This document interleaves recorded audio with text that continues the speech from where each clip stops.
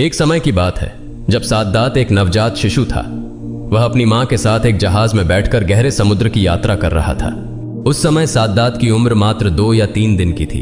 जब जहाज समुद्र के बीचों बीच पहुंचा, अचानक जोरदार तूफान और बारिश शुरू हो गई। जहाज धीरे धीरे डूबने लगा, लेकिन साद्दात की मां ने जहाज के एक तख्ते को तैरते हुए देखा। बड़ी मुश्किल से उन्होंने अपने बच्चे को उस तख्ते पर रख दिया और तैरने लगी। जहाज में सवार सभी लोग मारे गए, लेकिन साद्दात और उसकी मां किसी तरह जिंदा बच गए। विशाल समुद्र में उनके पास कोई नहीं था जो उनकी मदद कर सके, सिर्फ अल्लाह पर भरोसा था। अपने बच्चे को देखते हुए मां की आंखों में आंसू आ गए। वह समझ नहीं पा रही थीं कि इस मासूम बच्चे को कैसे बचाएंगी। उनका दिल बेचैन हो गया था। तभी अल्लाह रब्बुल आलमीन ने फरिश्ता अजराइल को बुलाया और कहा, ऐ अजराइल, उस गहरे समुद्र में जाओ जहां मां और बच्चा जिंदा हैं। अब जाकर उस मां की जान निकाल लो। अजराइल फरिश्ता तुरंत समुद्र के बीच पहुंचा, जहां उसने देखा कि मां अपने बच्चे को प्यार कर रही थी और उसे दूध पिला रही थी। बच्चे को बचाने की हर संभव कोशिश कर रही थी। यह देखकर अजराइल को थोड़ा दुख हुआ। उसने सोचा, ऐ अल्लाह, अब इस मां की जान लेनी है, लेकिन इस बच्चे का क्या होगा। दर्द भरे दिल से अजराइल ने मां की जान ले ली और वहां से चला गया। अल्लाह के आदेश से समुद्र शांत हो गया और बच्चा धीरे धीरे तैरते हुए जंगल के किनारे पहुंच गया। बच्चा भूख के कारण रो रहा था। उस जंगल में एक बड़ा बाघ और बाघिन रहते थे। उनका भी बच्चा था, लेकिन उनके बच्चे मर गए थे। अल्लाह के आदेश से बाघ बच्चे के पास आया और उसे देखकर उसकी ममता जाग उठी। बाघिन ने बच्चे को दूध पिलाया और इस तरह एक दिन बीत गया। अगले दिन एक मछुआरा मछली पकड़ने के लिए उस जंगल के पास से गुजर रहा था। अचानक उसकी नजर उस बच्चे पर पड़ी। बच्चे को देखकर मछुआरे को बहुत दया आई। उसने कहा, हे अल्लाह, यह बच्चा कितना सुंदर है। नहीं जानता यह बच्चा किसका है और ऐसी जगह पर यह कैसे जीवित है जहां इसके पास खाने के लिए कुछ भी नहीं है। इन विचारों में खोए मछुआरे ने अंततः बच्चे को उठा लिया और उसे अपने कबीले के सरदार के पास ले गया। सरदार बच्चे को देखकर बहुत प्रभावित हुआ और उसने पूछा, यह बच्चा कहां से मिला? क्या तुम जानते हो कि इसके माता पिता कहां हैं? हमें इसे उसके माता पिता को लौटाना चाहिए। मछुआरे ने जवाब दिया, सरदार जी, मैं जब जंगल के पास से गुजर रहा था तब मैंने इसे एक पेड़ के नीचे रोते हुए पाया। इसके आसपास कोई नहीं था। मुझे लगता है कि इसके माता पिता अब इस दुनिया में नहीं रहे। इसे देखकर मुझे बहुत दया आई, इसलिए मैं इसे आपके पास लाया हूं। सरदार ने कहा, ठीक है, मेरे पास कोई बच्चा नहीं है। इस बच्चे की जिम्मेदारी अब मैं उठाऊंगा। आज से मैं इसे पालूंगा। इस तरह साद्दात बड़ा होने लगा। जब वह 8-9 साल का हुआ तो अन्य बच्चों के साथ खेलता। वह बहुत ही सुंदर और स्वस्थ था।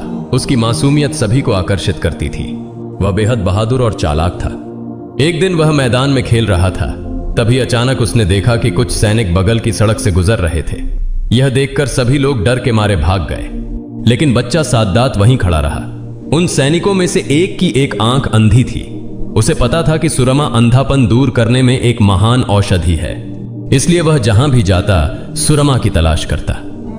सड़क के किनारे से गुजरते समय उस अंधे सैनिक को एक सुंदर डिब्बा दिखाई दिया।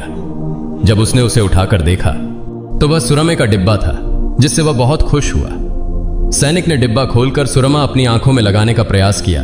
तभी एक और सैनिक ने कहा, आप सुरमा लगाने से पहले इसे जांच लीजिए, इसमें कोई हानिकारक तत्व हो सकता है। तब वह सैनिक बोला, इसे कैसे जांचें? तभी एक और सैनिक ने कहा, वहां देखो, वह बच्चा खड़ा है, उससे जांच करवाओ। तब उस सैनिक ने बच्चे से कहा, तुम यहां क्यों खड़े हो? इधर आओ। बच्चा बिना डरे आगे आया और बोला, आपने मुझे क्यों बुलाया? मैंने कुछ नहीं किया। सैनिक ने कहा, यह सुरमा अपनी आंखों में लगाओ। बच्चा बिना डरे सुरमा अपनी आंखों में लगाने लगा। सुरमा लगाते ही उसकी अंतरात्मा की आंखें खुल गईं।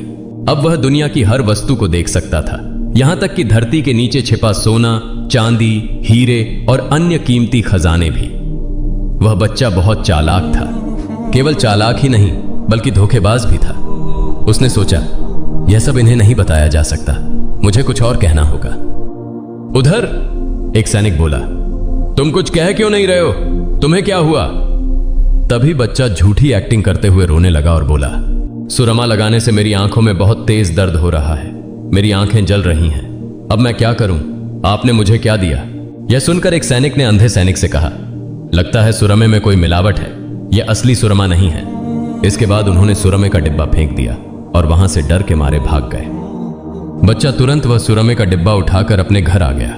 घर आकर उसने अपने पिता से कहा, पिताजी, मुझे एक ऐसी चीज मिली है जिससे हम बहुत जल्दी राजा बन सकते हैं। तब उसके पिता ने कहा, क्या मिला है?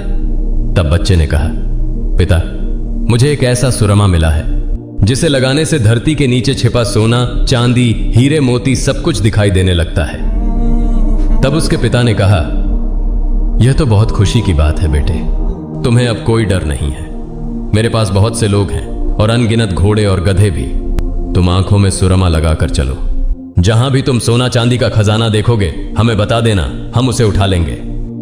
इस तरह 10 साल बाद वह बच्चा जब एक युवा बन गया तो अचानक एक दिन सरदार की मृत्यु हो गई। सरदार की मृत्यु के कुछ दिनों बाद किसी ने कहा, अब हमारा सरदार कौन बनेगा? तभी एक और व्यक्ति ने कहा, चूंकि हमारे सरदार ने उसे पाला पोसा और बड़ा किया है तो यही युवक सरदार बनेगा। सभी की सहमति से उस युवक को सरदार बनाया गया। कुछ समय बाद युवक साद्दात बहुत अहंकारी हो गया, क्योंकि उसके पास बहुत धन दौलत थी। वह किसी की परवाह नहीं करता था, यहां तक कि देश के बादशाह की भी परवाह नहीं करता था। इस तरह कुछ सालों बाद उसने अपने प्रशिक्षित सैनिकों की मदद से देश के बादशाह को हरा दिया और खुद देश के सिंहासन पर बैठ गया और सत्ता अपने हाथ में ले ली। जो कभी एक असहाय बच्चा था वह आज देश का शासक बन गया। एक दिन बादशाह साद्दात ने अपनी राजसभा में मंत्रियों, वजीरों और सभी अधिकारियों को बुलाकर कहा, मेरे पास धन दौलत, सोना चांदी, हीरे जवाहरात, हाथी घोड़े गधे सहित कुछ भी कमी नहीं है। मेरी जैसी सुंदर सूरत है और मेरे पास जितना धन है, क्या मैं खुदा बनने के योग्य नहीं हूं? वहां मौजूद सभी मंत्रियों और वजीरों ने एक साथ कहा, बिल्कुल, जिसके पास इतना धन दौलत, महल, हाथी घोड़े हैं, अगर तुम खुदा नहीं बनोगे तो इस दुनिया में खुदा बनने के योग्य और कौन हो सकता है? इतना सुंदर खजाना और इतने सारे कर्मचारी, हर चीज तुम्हारे पास है, तो तुम खुदा बनने के योग्य हो। तब बादशाह साद्दात का घमंड और बढ़ गया।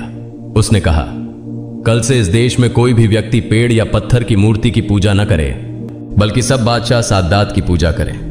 वास्तव में बादशाह साद्दात के खिलाफ बोलने की हिम्मत किसी में नहीं थी। बादशाह साद्दात के आदेश के अनुसार अगले दिन से उसकी सेना देश के अलग अलग हिस्सों में निकल पड़ी। एक जगह पहुंचकर उन्होंने घोषणा की, आज से इस देश में कोई मूर्ति पूजा नहीं करेगा, उसकी जगह बादशाह साद्दात की पूजा करेगा। अगर कोई इसका उल्लंघन करेगा तो उसे मौत की सजा दी जाएगी। यह कहकर उसकी सेना वहां से चली गई। उधर हजरत हूद अलैहिस्सलाम सभी को मूर्ति पूजा छोड़कर अल्लाह के रास्ते पर आने और उसकी इबादत करने की दावत दे रहे थे। लेकिन बादशाह साद्दात की सेना से ऐसी बातें सुनने के कुछ दिनों बाद हजरत हूद अलैहिस्सलाम खुद बादशाह साद्दात के दरबार में आ पहुंचे। हजरत हूद अलैहिस्सलाम ने कहा, हे बादशाह साद्दात, सुना है तुम लोगों से अपनी पूजा करने को कह रहे हो, तुम खुदा होने का दावा कर रहे हो, तुम्हें इतनी हिम्मत किसने दी? अब भी समय है, एक अल्लाह पर ईमान लाओ। हजरत हूद अलैहिस्सलाम की बहादुरी देखकर शाही दरबार में सब हैरान रह गए, जिससे पूरा देश, वजीर नाजिर, मंत्री और यहां तक कि खुद बादशाह की बीवी भी खौफ में रहती थी। वहीं एक दरवेश उसे नसीहत दे रहा था। कोई नहीं समझ पा रहा था कि यह व्यक्ति कौन है। बगल में खड़े मंत्री ने कहा, हुजूर, यह व्यक्ति कौन है जो आप पर बातें कर रहा है? इसकी हिम्मत तो कम नहीं है। तब बादशाह साद्दात बहुत गुस्से में आ गया और गरजते हुए चिल्लाया, मैं तुम्हारे अल्लाह को क्यों मानूं? मैं खुद ही खुदा हूं। तब हजरत हूद अलैहिस्सलाम ने कहा, अल्लाह परम कृपालु हैं, वह तुम्हें दुनिया में खुश रखेंगे और मौत के बाद तुम्हें जन्नत में जगह देंगे। यह सुनकर बादशाह साद्दात हंसते हुए बोला, तुम्हारा अल्लाह मुझसे भी ज्यादा खुशहाल है। हजरत हूद अलैहिस्सलाम ने कहा, बेशक अल्लाह ने नेक बंदों के लिए जन्नत तैयार की है। मरने के बाद आखिरत में वह जन्नत नसीब होती है जहां बेमिसाल सौंदर्य और बेइंतहा सुख है। वहां कुछ भी कमी नहीं है। वहां हूरें होंगी, खाने की लजीज चीजें होंगी जो दुनिया के हर खाने से अलग होंगी। वहां शहद और दूध की नदियां बहेंगी। यह सुनकर बादशाह साद्दात हंसते हुए बोला, छोड़ो अपने अल्लाह की जन्नत की कहानियां, ऐसी अजीब और गरीब कहानियां मैंने बहुत सुनी हैं। हजरत हूद अलैहिस्सलाम ने कहा, यह कोई झूठी कहानियां नहीं हैं, ये सब सच्ची हैं। अल्लाह की बेमिसाल जन्नत तुम्हें पसंद नहीं आती? तब साद्दात घमंड में बोला, मैं तुम्हारे अल्लाह के सामने सिर क्यों झुकाऊं? क्या मैं तुम्हारे अल्लाह जैसा जन्नत नहीं बना सकता? मेरे पास तो किसी चीज की कमी नहीं है। हजरत हूद अलैहिस्सलाम ने कहा, बादशाह साद्दात, तुम्हारा दिमाग खराब हो गया है। नहीं तो तुम ऐसी बातें नहीं कहते। अल्लाह जो कर सकते हैं वह दुनिया का कोई इंसान कभी नहीं कर सकता। साद्दात ने घमंड से हंसते हुए कहा, मूर्ख लोग ऐसी बातें करते हैं, मैं यकीनन कर सकता हूं। मेरे पास दौलत आता रहता है। कर्मचारी, किसी चीज की कमी नहीं है। मैं तुम्हारे अल्लाह की तरह एक जन्नत बनाकर दिखाऊंगा। साद्दात की बातें सुनकर हजरत हूद अलैहिस्सलाम ने गुस्से से कहा, मूर्ख बादशाह, तुम्हारा यह बड़ा घमंड और यह दावा अल्लाह कतई बर्दाश्त नहीं करेगा। सद्दात उस समय बहुत गुस्से में आकर हजरत हूद अलैहिस्सलाम को वहां से निकाल दिया। कुछ दिनों बाद बादशाह सद्दात ने अपने सारे वजीर, नाजिर, मंत्री और कर्मचारियों को बुलाकर कहा, मैं इस दुनिया में एक स्वर्ग बनाने का संकल्प लिया हूं, इसलिए तुम लोग उपयुक्त स्थान की तलाश करो। हुक्म मिलते ही पूरे देश की सेना जगह की खोज में निकल पड़ी। काफी खोजबीन के बाद एक जगह सभी को पसंद आई। यह खबर देने के लिए वे सभी जल्दी से राज दरबार में पहुंचे। सद्दात का मुख्य सलाहकार बादशाह से बोला, हुजूर, स्वर्ग बनाने के लिए सबसे सुंदर और उपयुक्त स्थान मिल गया है। सद्दात बादशाह ने पूछा, कौन सी जगह है, उसका विवरण दो। तब मुख्य सलाहकार ने कहा, यह स्थान लंबाई में 8000 मील और चौड़ाई में 5000 मील है। यह सुनकर बादशाह सद्दात बहुत खुश हो गए और तुरंत घोषणा की, इस देश में कोई भी अपने घर में सोना या चांदी नहीं रखेगा, सभी को राज दरबार में जमा करवा देना होगा।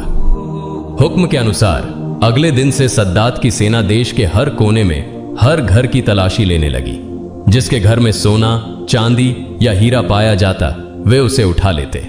इस प्रकार सद्दात की सेना आम लोगों पर अत्याचार करने लगी। देश में अन्याय और अत्याचार बढ़ने लगे। एक दिन बादशाह ने अपने मंत्री से पूछा, मंत्री, स्वर्ग बनाने का काम कितना आगे बढ़ा? मंत्री ने कहा, हुजूर, दुनिया के विभिन्न कोनों से जितनी भी कीमती चीजें थीं, सोना, हीरा, माणिक, मोती, याकूत, संगमरमर, सब इकट्ठा कर लिया गया है। इसी तरह दुनिया भर से लाखों कुशल कारीगर और मजदूर स्वर्ग बनाने के लिए आने लगे। बादशाह सद्दात ने उन्हें आदेश दिया, तुम स्वर्ग में ऐसी शानदार इमारतें बनाओगे जिनकी एक ईंट सोने की होगी और दूसरी चांदी की। दिन रात मेहनत करके 300 साल में स्वर्ग तैयार किया गया। कई इतिहासकारों के अनुसार वह अद्भुत और अद्वितीय रूप से सुंदर था। हर दिशा में नजर डालने पर बस सौंदर्य ही दिखाई देता था। वहां शाही महल के चारों ओर सफेद संगमरमर की अनगिनत कारीगरी की गई थी। बगीचों में सोने चांदी के पेड़ लगे थे, जिनकी पत्तियां और फल कीमती पत्थरों से बने थे। वहां से एक खुशबूदार झरना बहता था, जिसमें पानी गुलाब की तरह महकता था। आखिरकार एक दिन बादशाह सद्दात अपने पूरे लाव लश्कर के साथ उस स्वर्ग में प्रवेश करने के लिए निकल पड़ा। जब वह स्वर्ग के दरवाजे के पास पहुंचा, तभी अल्लाह ताला ने हजरत अजराइल फरिश्ते को हुक्म दिया, जाओ और बादशाह सद्दात की रूह कब्ज कर लो। हजरत अजराइल एक खूबसूरत युवक का रूप लेकर स्वर्ग के दरवाजे पर खड़े हो गए। उन्हें देखकर बादशाह ने सोचा कि वे स्वर्ग के दरवानी हैं और उनसे पूछने लगे, तुम क्या स्वर्ग के दारोगा हो? युवक ने उत्तर दिया, नहीं, मैं हजरत अजराइल हूं और तुम्हारी रूह कब्ज करने आया हूं। सद्दात यह सुनकर चौंक गए।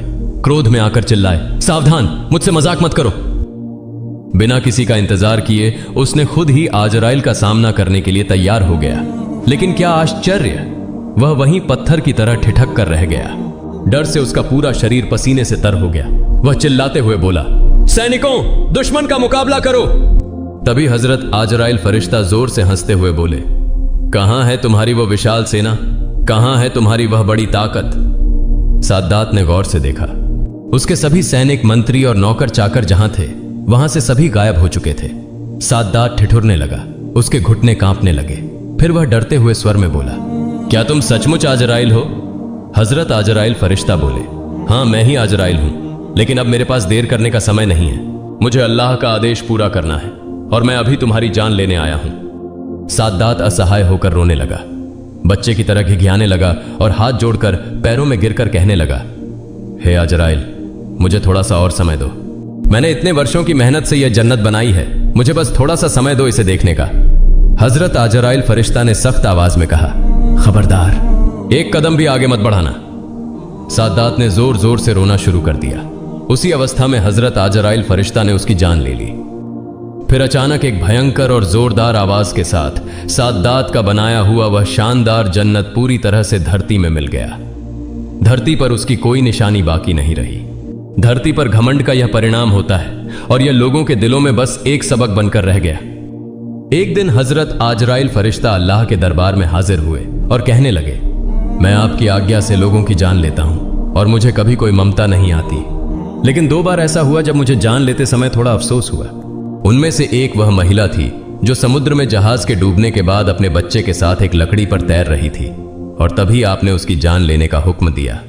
तब मुझे उस बच्चे के लिए बहुत दया आई कि अब उसका क्या होगा, उसे कौन दूध पिलाएगा, कौन उसकी देखभाल करेगा। और दूसरा था वह बादशाह जिसने सैकड़ों वर्षों की मेहनत से एक अद्भुत जन्नत बनाई थी। जब वह उसमें प्रवेश करने ही वाला था तब आपने मुझे उसकी जान लेने का हुक्म दिया। मुझे बहुत बुरा लगा कि उसने अपनी बनाई हुई जन्नत को एक पल के लिए भी नहीं देख पाया। हजरत आजराइल फरिश्ता की यह बात सुनकर अल्लाह रब्बुल आलमीन ने कहा, हे आजराइल, जिसके लिए तुम्हें दया आई, जिसके लिए तुम अफसोस कर रहे हो, वह वही बच्चा है जिसकी मां की जान लेने पर तुम्हें समुद्र में दया आई थी। वह बच्चा बड़ा होकर मेरा नाफरमान बना, घमंड किया और मुझे इनकार किया। उसने मेरे आदेशों का विरोध किया, इसलिए मैंने उसे उसकी जन्नत में कदम रखने का मौका नहीं दिया, बल्कि उसके अंदर प्रवेश करने से पहले ही सब कुछ नष्ट कर दिया। प्रिय दर्शकों, इस घटना से हमें सीख लेनी चाहिए। अगर अल्लाह की दी हुई नेमतों का हम नाजायज इस्तेमाल करें, अल्लाह की नाफरमानी करें और घमंड करें, तो इसका अंजाम बहुत बुरा होता है। हम इस दुनिया में अल्लाह की दी हुई नेमतों के बीच रहते हुए भी लगातार उसकी नाफरमानी कर रहे हैं। हमें इन बुराइयों से बचना चाहिए और सही रास्ते पर चलने की कोशिश करनी चाहिए।